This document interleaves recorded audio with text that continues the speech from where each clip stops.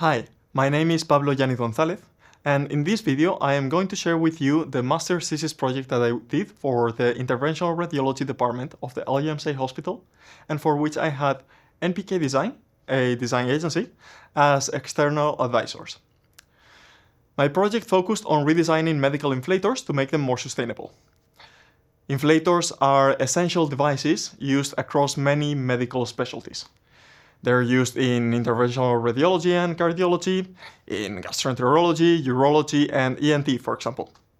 In endovascular procedures, they inflate a small balloon once it is guided into a blocked blood vessel, clearing the obstruction and restoring blood flow. Inflators must generate and withstand extreme pressures to inflate the balloons, pressures between 10 and 15 times higher than those used to inflate car tires. This requires a built-in pressure gauge and a special mechanism that supports two use modes, one for rapid inflation and deflation, and another for controlled pumping.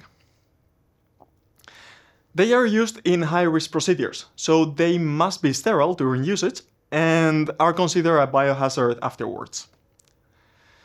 Because of these requirements, inflators are designed for single use and are not meant to be disassembled, so they cannot be properly cleaned, disinfected, and sterilized, making reuse or recycling impossible. In the Netherlands alone, around 100,000 inflators are disposed of and incinerated annually. Inflators cost between 30 and 40 euros, so over 3 million euros are used in one-patient devices that end up incinerated.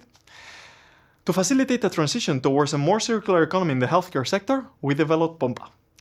Pompa focuses on the reduce, reuse, and recycle our strategies.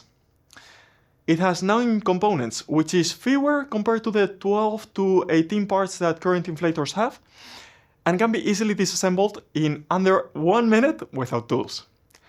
This is essential for proper cleaning.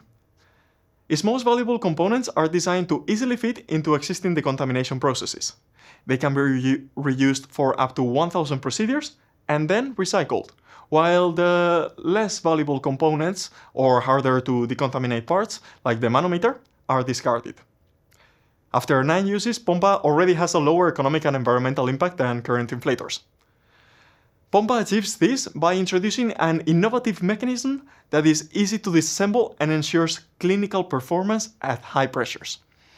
The mechanism makes Pompa intuitive to use for clinicians because it keeps the 2 use modes that they are already familiar with.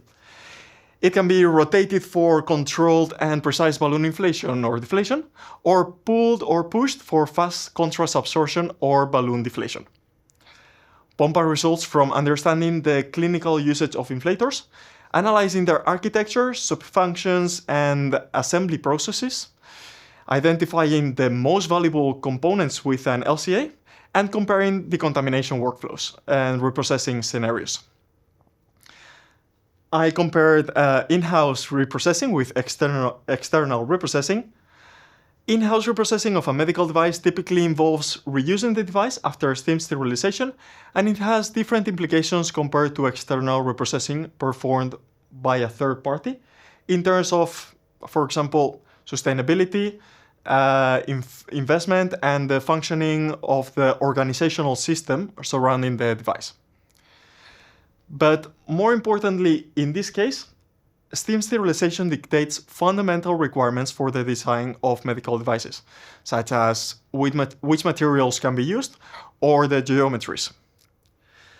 The vision of this project was to reprocess inflators' most valuable components in-house with steam sterilization for reuse.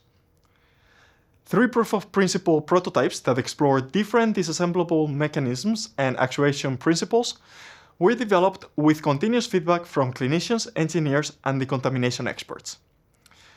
Pompa refines the chosen concept based on ease of assembly and use tests with students and evaluations with the experts. This project has been essentially enriching because of the various fields and perspectives I had to talk with and explore. I have learned firsthand that taking a holistic approach that considers the product and engineering, the user, and the system is what truly delivers value and sustainability.